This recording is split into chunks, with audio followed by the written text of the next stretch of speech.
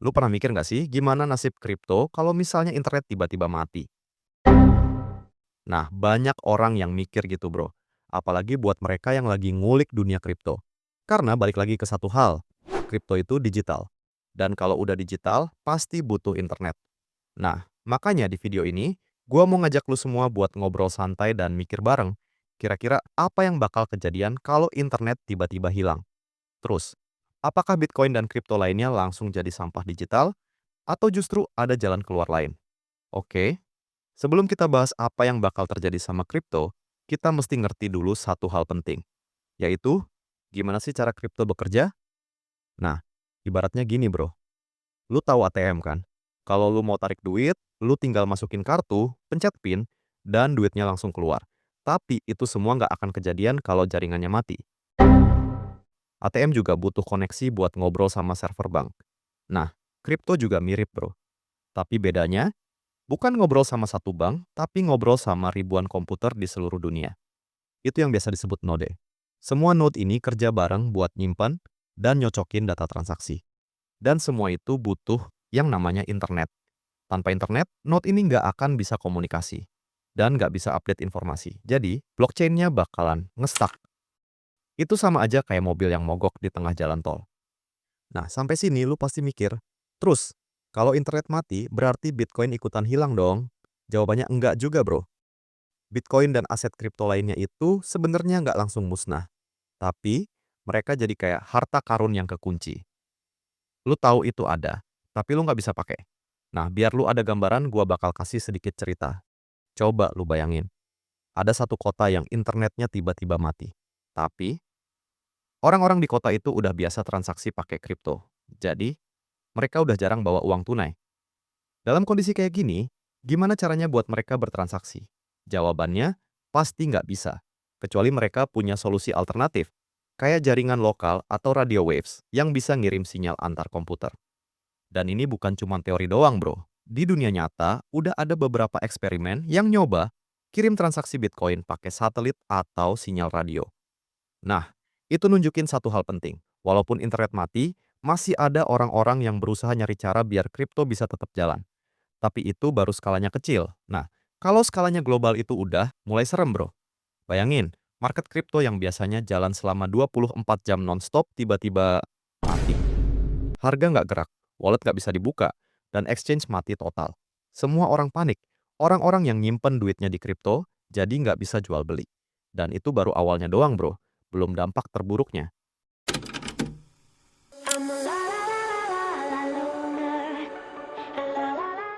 Nah, sekarang gua mau nanya ke lu semua, kalau lu punya duit 100 juta, tapi nggak bisa diambil, nggak bisa ditransfer, dan bahkan cuman bisa dilihat doang. Apakah menurut lu duit itu masih bernilai? Coba lu tulis pendapat lu di komen. Nah, itu juga yang bakal terjadi kalau kripto nggak bisa diakses gara-gara internet hilang. Bukan karena sistemnya rusak, tapi karena aksesnya yang benar-benar mati total. Dan ini efeknya gede banget bro, terutama dalam hal kepercayaan. Nilai kripto itu sebenarnya lahir dari kepercayaan. Orang percaya Bitcoin punya nilai karena ada banyak orang lain yang juga sama-sama percaya. Ini sama aja kayak lu percaya uang kertas 50.000 itu bisa ditukar sama nasi Padang. Karena semua orang sepakat bahwa 50.000 itu ada nilainya. Tapi kalau hari ini internet mati, terus lu nggak bisa akses wallet lu. Ya lu cuman bisa pasrah, lambat laun, orang bisa mulai mikir, lah ini duit beneran ada nggak sih? Atau jangan-jangan cuman ilusi digital doang? Dan dari situlah kepercayaan bisa mulai runtuh. Dan kalau kepercayaan udah runtuh, nilai kripto bisa anjlok. Bukan karena teknologinya jelek, tapi karena manusianya yang mulai ragu. Nah, sekarang, gue mau ngajak lu flashback dikit. Lu inget gak waktu dulu, pernah booming banget uang receh langka? Kayak uang 1.000 koin gambar kelapa sawit yang katanya bisa dijual jutaan rupiah. Nah, kenapa bisa gitu?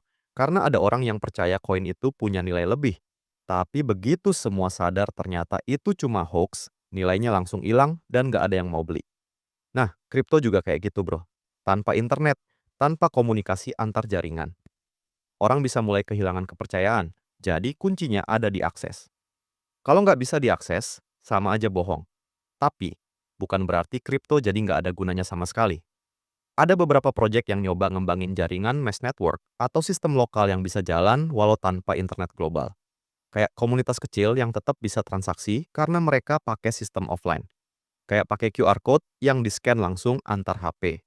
Atau kirim data transaksi lewat Bluetooth. Walau masih ribet, tapi itu nunjukin ada potensi buat bertahan. Walaupun keadaannya kayak kiamat digital. Nah, mungkin sampai sini lu pasti kepikiran.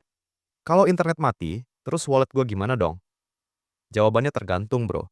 Kalau lu cuma nyimpen kripto di exchange, ya lu nggak bisa ngapa-ngapain karena semuanya butuh login dan koneksi. Tapi, kalau lu nyimpen di wallet pribadi, kayak hardware wallet, sebenarnya datanya masih aman.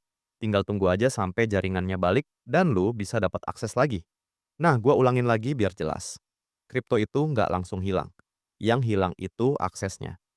Kalau lu punya backup, punya hardware wallet, dan ngerti cara simpen kripto dengan aman, kemungkinan besar kripto lu tetap aman. Tapi ya balik lagi, apa gunanya nyimpen duit kalau nggak bisa dipakai?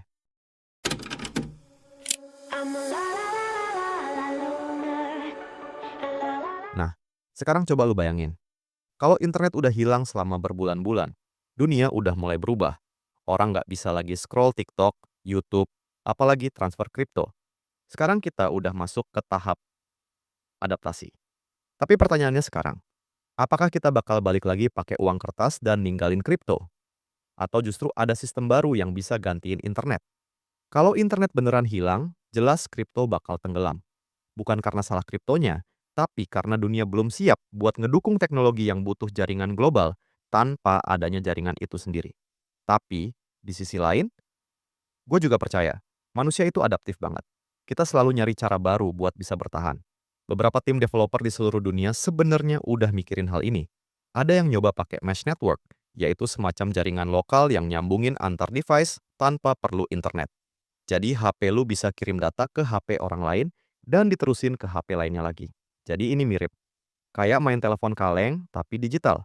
Tapi ada juga yang eksperimen buat ngirim kripto pakai satelit. Salah satu contohnya kayak Blockstream Satellite.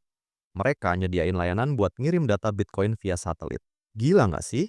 Jadi walaupun bumi blackout, tapi kalau lu punya antena dan alat penerima sinyal satelit, lu masih bisa tetap nerima update dari blockchain. Tapi masalahnya, nggak semua orang siap buat transaksi kripto kayak gitu. Mereka lebih nyaman buat transfer koin pakai internet. Jadi kesimpulannya, kalau internet hilang, kripto nggak langsung hilang, tapi bakal nganggur dan nggak bisa dipakai. Nilainya juga bakal goyah, kepercayaan orang bakal turun, dan orang-orang bisa jadi balik ke sistem ekonomi yang lebih sederhana. Tapi, buat lo yang paham, cara nyimpen private key dengan aman, dan yang tetap ngikutin perkembangan teknologi alternatif, lu punya peluang jadi salah satu dari sedikit orang yang masih bisa akses dunia kripto saat yang lain nggak bisa. Makanya, penting banget buat kita ngerti lebih dalam soal sistem ini. Kripto itu bukan cuma soal cuan, tapi soal kemandirian. Lu harus bisa ngontrol duit lu sendiri tanpa harus bergantung sama pihak ketiga.